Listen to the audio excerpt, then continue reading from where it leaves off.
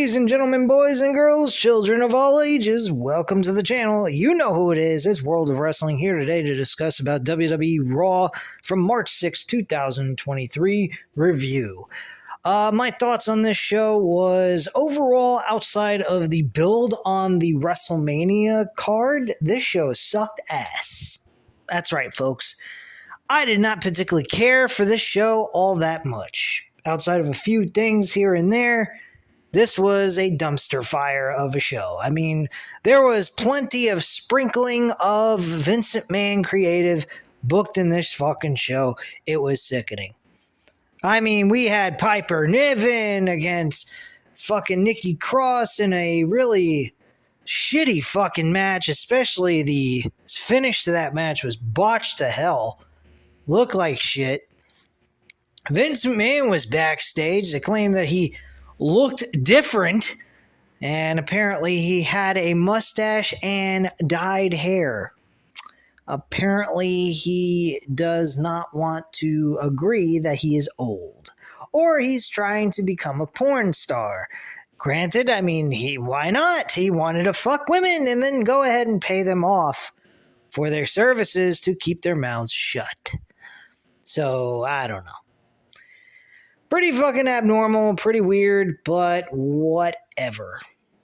I honestly do not give a flying fuck about Vince McMahon or what he has to offer to this business, because he has nothing to offer but trash. Because that's what he is. Trash. Why he isn't in jail, I have no fucking idea. Why he's able to go and do whatever he pleases is beyond me. And there's a strong possibility he's selling this fucking company to the Saudis. So, folks, if that happens, guess what? WWE is no longer on this channel. I'm fucking over it. I wouldn't be shocked by May 27th that we get a announcement that the Saudis have bought out WWE and have ownership of the company while Vince McMahon goes ahead and books it creatively from within. I think this company can suck my dick. That's what I think. This is a crock of crap. And I think this company can go eat the big one. And after WrestleMania, I'm going to really consider hard on whether or not I should cover this fucking program or not. I'd rather cover AEW. I mean, granted, their booking decisions on building storylines has been trash of late, but thank goodness they at least have good wrestling. They value their customer and they want them to go home happy. This company goes ahead and drags things out, make things absolutely fucking ridiculous. Not to mention, we drag out Kevin Owens and Sami Zayn, which, by the way, is the first thing that happens on this fucking show. And they decide to go ahead and give us this bogus bullshit to drag it out even further. And at the end of the show, we have Jey Uso super kick fucking Sami Zayn after hugging him and making him think that they are still best friends. That was not the case. And the person that came to his rescue for Sami Zayn wasn't Kevin Owens, it was Cody Rhodes. So what are we getting here? A 6-man tag team match? Are we going to get a fatal 4-way match for the damn championships? I don't fucking know, and to be quite frank with you guys, I don't care. I really don't. I don't give two flying fucks about this. I really don't. I care about the build they got going into this. I think it's been pretty decent. But the women's championship matches don't mean a crock of shit. Nothing going on there. They're booked and that's it. Nothing more, nothing less. I mean, these fucking matches are trash. Really. They should have a one-night show where they just do like 8 matches and be done with it. 8 to 9 matches, 4-hour show, that's all. We don't need a 2-night extravaganza bullshit. Air it on Sunday night and call it a day. Please. This is fucking garbage. I don't need all this fucking bullshit matches and doing all this bull crap. Honestly, I think this is all a crock of shit. Real garbage. But anyway, let's go ahead and start with the review. Kevin Owens versus Solo Sikoa went one-on-one, and this ended up being a disqualification. Wow. Very impressive, don't you think? I mean, Fantastic shit, let me tell you. The match was decent overall. I didn't really have any problems with the match itself, but let's be honest, there was no ending. And they apparently didn't want Kevin Owens to suffer a loss, and they didn't want Solo Sikoa to suffer a pinfall or submission in this match. So they figured a disqualification would have helped out their cause. Okay, terrific. So after the match, Jimmy and Sikoa attack Owens. Jimmy sends him into the ring steps. Sikoa clears the commentary table and attacks Owens. Sikoa sets up for a big splash through the table, but Sami Zayn runs down for the save, and Zayn attacks Jimmy from behind and takes out Sikoa. Zayn grabs a steel chair and swings it at Sikoa, but he runs away. Jimmy also avoids a chair shot and runs into the crowd. And the crowd loudly chants Sami. Owens is in the ring, but down in the corner. Zayn looks at the longtime friend and rival and offers a hand to help him up, and Owens thinks about it but pulls himself out of the ring and walks off. The crowd loudly boos, and Zayn puts his head down in sadness. Wow. Keep dragging it out, Vince. WWE, whoever's booking this fucking poor, pathetic, slow burn that doesn't need to occur when we got like 3 weeks away from fucking WrestleMania, you stupid scumbag bastards. Just keep dragging it out until the last week of the fucking pay-per-view, and then we get, Kevin Owens finally makes his decision that he's going to go ahead and team with Sami Zayn against the Usos for the WWE Tag Team titles. Big fucking whoop-de-freaky-do. So, next up, we had a replay shown of Uncle Howdy attacking Bobby Lashley on SmackDown. Lashley took him out, but the lights went off before he could finish Uncle Howdy off. Bobby Lashley says he came to SmackDown to face Bray Wyatt like a man. Instead, he sent out Uncle Howdy to do his dirty work. Lashley dares Wyatt to face him like a man. Wyatt's video flashes in the background, but Lashley doesn't notice because this is all behind him. It's not in front of him, so he has no fucking clue what's going on. And we're sitting there, and that's the big build. We got little flashing graphics of Bray Wyatt's logo of a fucking upside down butterfly. Like, what the fuck are we doing here? We're trying to build a match between Bobby Lashley and Bray Wyatt where Bobby Lashley's doing the dirty work and the talking while Bray Wyatt's just playing smoke and mirrors here. This is a stupid fucking storyline. Might as well keep both of these guys off the fucking card. I think I'm going to go take a humongous dump when this match takes place, along with Omos and Brock Lesnar. What a fucking joke. Anyway, Brian Saxton's backstage with Carmella and asks her about facing Bianca Belair. Carmella says Adam Pearce only gave her that match to get her out of his non-existent hair. Okay? Carmella says she'll embarrass Belair, and Chelsea Green walks up and puts Carmella over. Carmella says Green should be in her corner tonight. Raw Women's Champion Bianca Belair makes her way to the ring. During that segment, the person from WrestlingView.com, they kind of paragraphed it. Chelsea Green and Carmella came to an agreement that after tonight they ought to go ahead and consider talking to Adam Pearce about possibly talking to him about adding them to the match with Asuka and Bianca Belair for the Raw Women's Championship, and see basically what he would do to do that for them, and get them involved in this pay-per-view and everything. But of course that did not happen. Bianca Belair ends up winning this match against against Carmella. Carmella suffers another loss. I believe she faced Asuka last week. Not a big fucking deal. Who gives a shit? So Chelsea Green attacks Bianca Belair from behind. Carmella and Green double team Belair. Asuka makes her way to the ring, not dressed to compete. Asuka stares at Carmella and Green, and Asuka spits blue mist into Green's eyes, and Carmella managed to escape it. Carmella and Green run away. Asuka and Belair stare at each other before looking at the WrestleMania sign. This is a big fucking humongous build here. I mean, I'm super impressed by all this nonsensical bullshit that means absolutely nothing. Really, it means nothing. What a crock of shit. This is garbage, man. Really, it is. I'm supposed to be impressed with this shit. Sami Zayn's walking backstage when he finds Kevin Owens. Zayn says he doesn't know what else he has to do. Does Owens see what he's saying? The bloodline is too much for one person. Their history is complicated. They don't need to be best friends, but they have the same objective. Neither of them can do it alone. They don't do it. They can do it together. Zayn begs him to listen to him, and Zayn says he knows how the bloodline works. Owens says he remembers Zayn stacking his claim in this arena. Owens remembers.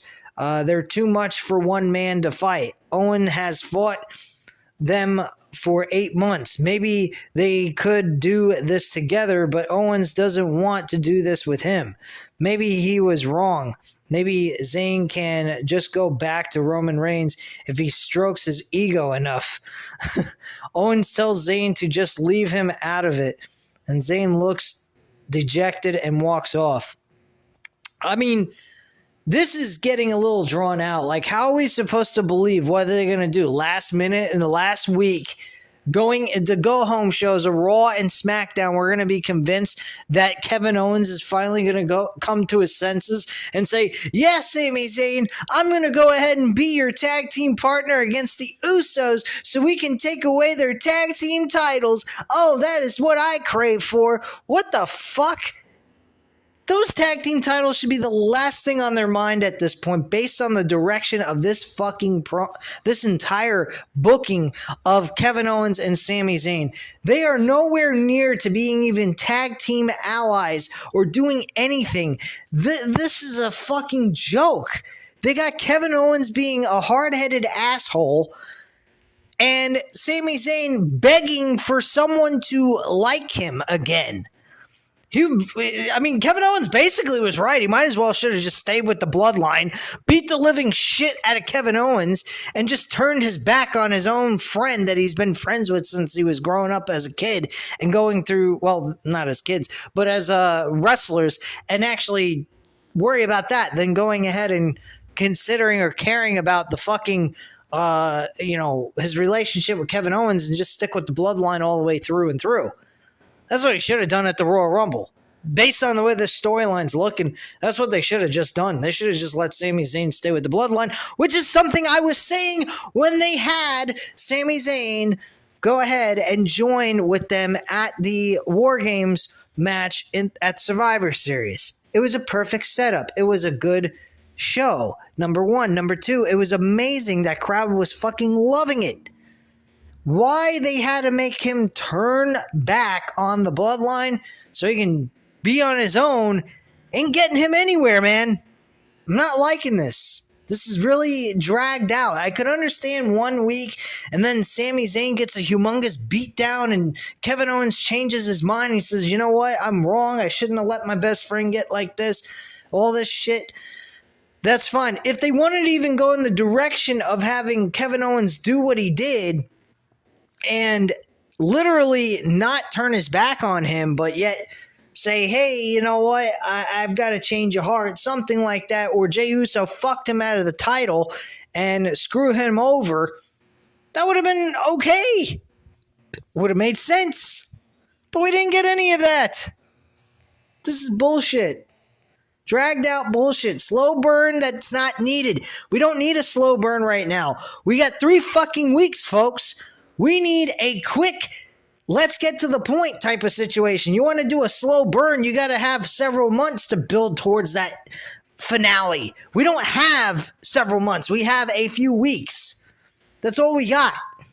And we're not getting anything important here that's getting to the point. We need to get to the point pronto. This situation's a lot different than doing what a Wardlow slow burn, changing him from a face to a heel situation. They have several months they could go ahead and do all that, and by Double or Nothing, they could get away with that. This is a different situation. We got 3 weeks left, and we're doing a slow burn that's not needed. We need to see them orchestrating together to stop the bloodline with the Usos, taking the titles from them, and then also helping Cody Rhodes defeat Roman Reigns for the fucking championships. We're not getting any of that shit. So I don't get this. I really don't. It makes no sense to me, but whatever. Anyway, moving on. We had Seth Rollins and Logan Paul doing a face-to-face standoff. All right. So we get some info about what happened last week, which was nothing major. He just was talking to him on a fucking iPhone, face-to-face video call. And that was pretty much all we got from that, and he insulted him and whatnot. He also said, "I'll see you next week, bitch."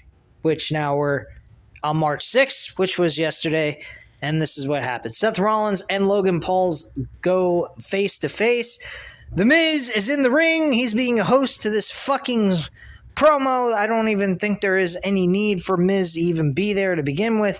They're just giving him a purpose and a reason to even getting paid to be on this show. That's really all it is. So the Miz is in the ring in preparation for the hosting duties at WrestleMania. He's going to moderate this event. Miz cannot let his bias get in the way. Yeah, sure. If anyone has an issue with that, they shouldn't have used his phone to set it up. Miz introduces social media sensation Logan Paul, and sorry about that, guys. I got a psycho with a motorcycle on the outside of my building. Miz introduces the social media sensation Logan Paul. And Logan Paul comes out to a loud boos. Miz goes for a handshake, but Paul sidesteps him. Then they get Seth Rollins coming down. He comes out to the ring in one of the most ridiculous trench coats I've ever seen. To be quite frank with you guys, it was actually red and white, making him look like some fucking candy cane. And the crowd loudly sings Rollins' theme song. Miz holds a hand up and asks if they know what that means. Yeah, it means go fuck yourself. When his hand goes up, their mouths go shut. They don't listen and continue to sing. Miz says they need to listen to him. Rollins puts Miz's microphone down and lets the crowd continue to sing. Paul says to Boston that this segment has a time limit, so they need to shut up. This does stop the crowd from singing, but they instead loudly boo Logan Paul. The crowd now goes back to singing. This is amazing. Rollins greets Boston and tells them to look at what the cat dragged in. Live and in the flesh, he's gracing us with his presence. The social media star, Logan Paul. What a piece of shit. Crowd boos for Paul. And Logan sucks chant picks up. They even say, Logan, fuck you, Logan. I think they said, fuck you, Logan, at one point. Rollins says it sounds like Boston knows who Paul is, even though they've had their run-ins for the past couple of months. They haven't been formally introduced. Rollins says he is the revolutionary and visionary. He is Seth freaking Rollins. The crowd sings his song again. Logan Paul says he knows who Rollins is, the guy he dumped at the Royal Rumble and stomped an Elimination Chamber. Paul doesn't know what Rollins' problem is with him, maybe because he embarrassed him twice or did more in 1 year than he has done in 20. Paul is better at this than Rollins is. Paul is on his way in and Rollins is on his way out. Paul works harder, not smarter. If Paul were Rollins, he wouldn't like him either. The Miz says Paul makes some good points, and a "fuck you Logan" chant picks up. Rollins says Paul does make some great points, but what he's missing is none of that is the reason they don't like him. Rollins says the people don't like Paul because he is the scum of the earth. Paul is a coward, a troll, a fraud, and a human dumpster fire. They don't want Logan Paul in their house. The crowd loudly cheers. And then Rollins says Boston didn't come here to see him mince words. Boston is here to see them get his pound of flesh. The time for talk is over. It's time to fight. Paul stares intensely at Rollins, and Rollins takes his jacket off. Miz puts a stop to this as the moderator. It's his job to make sure they don't fight tonight. Paul tells Miz not to put words in his mouth. If he wants to fight Rollins tonight in Boston, then he's gonna do it. If Paul wants something, he's gonna do it. Paul isn't gonna do that. Paul doesn't fight for free. Paul is a premium act and is definitely not going to fight for free in Boston, of all places. The crowd boos Logan Paul. Paul tells them to get real. However, if the stage and money were bigger, if they were somewhere with more star power, he'd consider it. Miz says he's the host of WrestleMania and could make Seth Rollins versus Logan Paul at WrestleMania happen. Rollins asks if he could really make that happen. Rollins asks what they're waiting for and throws Miz out of the ring. Paul attacks Rollins and goes for a stomp. Rollins avoids it and tackles him to the corner. Miz jumps on Rollins' back, but Rollins super kicks him down. Logan Paul then knocks Rollins out with a big right hand. Paul says when Rollins wakes up, he should let him know about WrestleMania. Paul says, "Bye-bye, bitch," and throws a microphone at him like as if Seth Rollins did last week on Raw when they were on the phone. All right, next up we had Omos make his way to the ring alongside with MVP, having a match with Dolph Ziggler. Oh boy, this was a real classic match. Dolph Ziggler loses in less than a fucking minute. Give me a break. MVP says all the hype he needs to hype up the WrestleMania match between Brock Lesnar and Omos is what Omos just did. Lesnar should have never put his hands on MVP. The Nigerian giant will tame the beast at WrestleMania. Wow. Maxine Dupri, Mace, and Mansoor are talking about Otis. Baron Corbin comes up and thinks they're talking about him. Nobody's fucking talking about you, Corbin. Nobody cares about you. You're fucking begging to be in the worst fucking act on the entire fucking program, both Raw and SmackDown, pal. The only thing probably as bad as this is Hit Row. More like Shit Row, you know?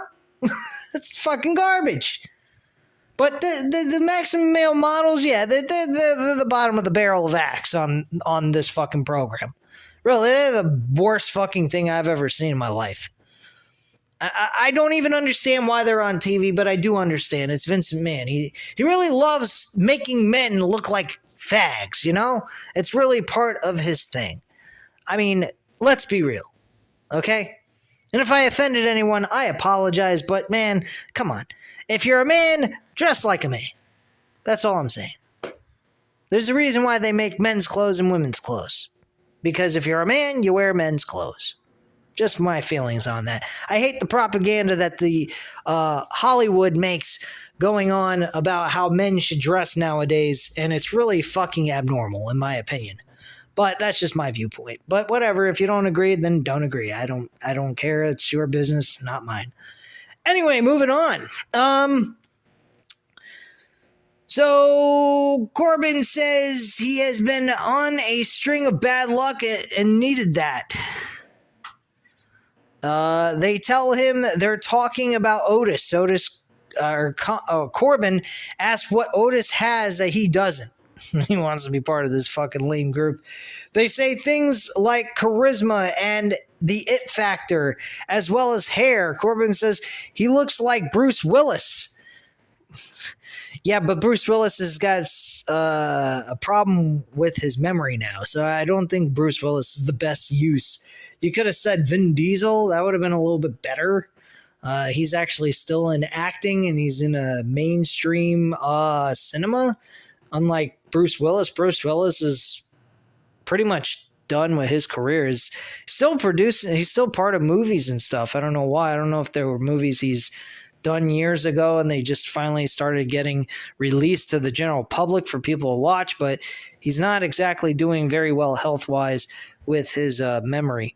I hope he manages to deal with that and has a happy and okay life despite his memory issues. So hope God takes care of Bruce Willis with that. But anyway, moving on here. Mansoor shouts that Corbin is not a Bruce Willis. It's not Bruce Willis. Maxine says if Corbin can take out the short, ugly guy, speaking of Gable, Chad Gable, I don't know why the fuck she would be saying that he's short, mentioning his height, and saying he's ugly when he's got the fucking body of a Alexander the Great going on over there. I mean, I don't understand this bullshit. Really, I don't. I think it's fucking insanity. But anyway, moving on here.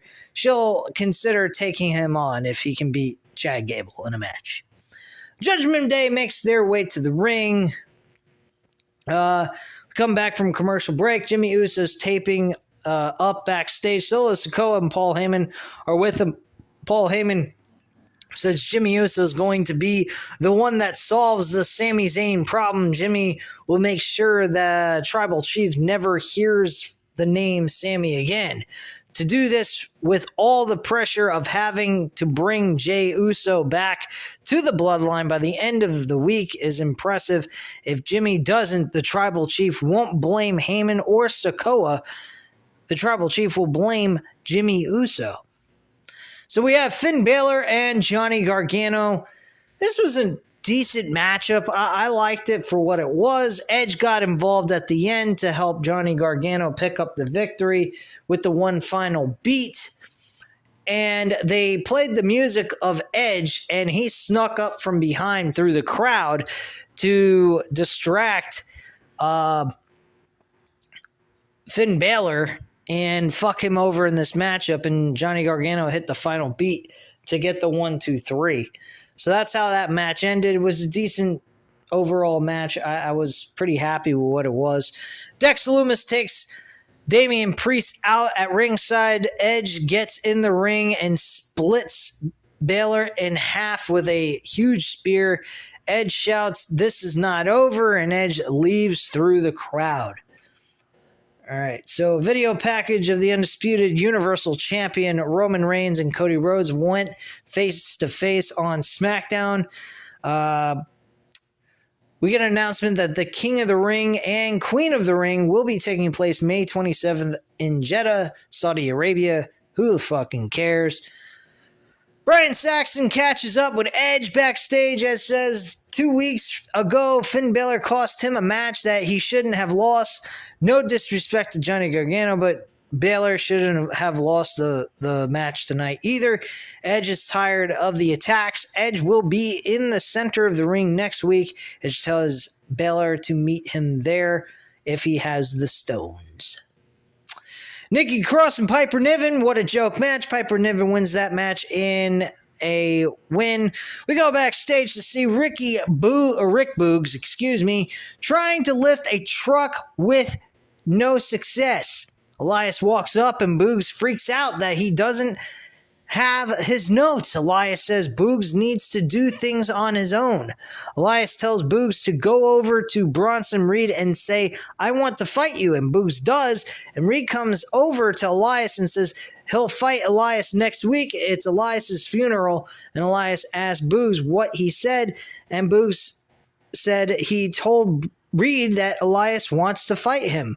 Elias says, Boogs, that has a lot to learn. What a fucking joke. Idiotic bullshit. Anyway, John Cena returns to the Monday Night Raw.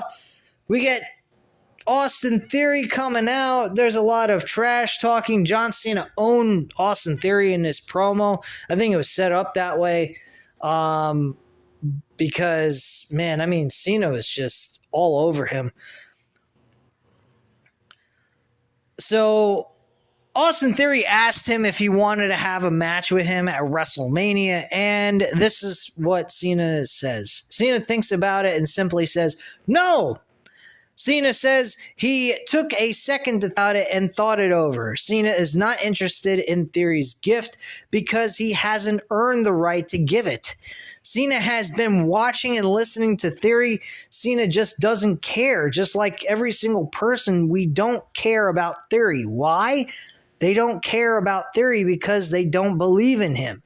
They don't believe Theory because Theory don't believe Theory. Theory is generic kid out here in fancy clothes and sneakers, sunglasses indoors, but he has no heart. Cena points out a sign that says Austin Theory is a John Cena wannabe, and Cena is the ghost of Christmas future for Theory. Theory is in the ruthless aggression phase. Ruthless aggression almost got him fired. It was a great numerous opportunities, but it's not enough. Theory has no heart and no soul. The people are here tonight out of respect for the past 20 years. They believe in Cena. They don't believe in Theory. Theory's a pair of trunks away from being a jabroni. And Cena is going to say something good now. Theory has the best name in WWE history. Stone Cold Steve Austin, The Rock, and The Undertaker. There is no name better than Austin Theory because that's exactly what he is, a theory. In theory, he should be great. In theory, he's everything WWE executives look for. In theory, everyone here should be here to see him, but no one cares. Theory is wasting their time. So on behalf of Boston, we would like to give Theory a gift. Cena tells Theory to shut up, turn around, get out of the ring, and they'll let him walk out of here in one piece. Loud Cena chant picks up. Theory says he's not going anywhere, just like the bald spot on Cena's head isn't. I love that fucking comment. That was a pretty good comeback. Cena takes off his hat, shows it off to everyone. Cena says he's proud of the senior circuit. Theory says Cena has a reverse on everything. Theory sees all shirts for Cena that say never give up. Is John Cena saying no? Is John Cena saying that he's giving up? Basically goaded him into it, and he said, you know what, fine, I'm going to accept your WrestleMania match, and it's going to be for the United States Championship. And that was that. After it was accepted, Cena's music hits to play, but Cena stops it. Cena says he really needs to work on that last bit, meaning he's going to have a lot of heart, a lot of brains, and a lot of balls. And that last bit would be his balls. So Cena walks off, but in no way, shape, or form is Austin Theory ready for WrestleMania, but Boston deserves to see someone that is. Cena introduces the American Nightmare, Cody Rhodes, and Rhodes comes out to a big reception, and Cena and Rhodes embrace on stage. Cena holds Rhodes' arm up in the air. So Kathy Kelly finds Sami Zayn backstage. She asks his comments about facing Jimmy Uso and being rejected by Kevin Owens. Zayn says Owens is right about what happened at War Games, but everything has changed now. The one guy who had his back through thick and thin in Jimmy Uso now has to take him out. If Jimmy Uso can't take him out, then it's the end of him. Zayn has to see the end of Roman Reigns. Tonight will not be Jimmy Uso's night. We had Chad Gable and Baron Corbin wrestle. Chad Gable won by submission. I didn't even barely pay attention to this. We had a segment with the women, there was an announcement made that we will have a 6-woman tag team match at WrestleMania with Trish Stratus, Lita, and Becky Lynch against Bayley, Io Sky, and Dakota Kai in a 6-woman tag team match. So apparently we're not getting a triple threat match with the women for the women's tag team titles. And then we also had the Jimmy Uso versus Sami Zayn. Sami Zayn actually ends up winning this with a roll-up for the victory to end the match. And Zayn gets out of the ring and stands in the entranceway. Jay gets in the ring and looks at his brother. Jimmy looks disappointed. Jay approaches his brother and has tears in his eyes. Jay puts his hands on Jimmy's shoulders before grabbing his shirt. Jay is fighting back his emotions before walking off on his brother. Jay leaves the ring and approaches Sami Zayn. Jay looks at Jimmy before approaching Zayn. He basically goes ahead and he says, "I trust you." He gives him a hug, and then after a little bit, they do the one with their fingers up in the air, their index finger in the air, and then Jey Uso turns on him, hits him with a super kick. And then Cody Rhodes, after the beatdown on Sami Zayn, Cody Rhodes comes down and makes a save on Sami Zayn.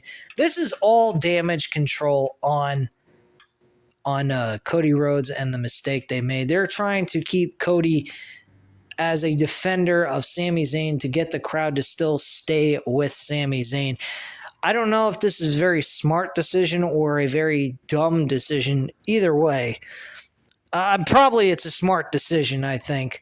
But either way, this should not be going on. Cody has nothing to do with the Usos. He has a lot to do with Roman Reigns. But all these guys are all intertwined with each other. For all we know, we could see a 6-man tag team match where all the titles are on the line. The Usos get to be in the main event of WrestleMania. And we see a 6-man tag team match for all we know. And the Usos and Roman Reigns' titles are on the line. Cody gets the World Championship if they win, and Kevin Owens and Sami Zayn get the tag team titles along with if their team wins. So I'm not sure, man. I really don't know. This is just bogus bullshit, and nothing what they did to end the show made any sense with Cody being involved. Granted, I understand he has a match with Roman Reigns, but he has nothing to do with the Usos. So I'm not quite sure what's going on here.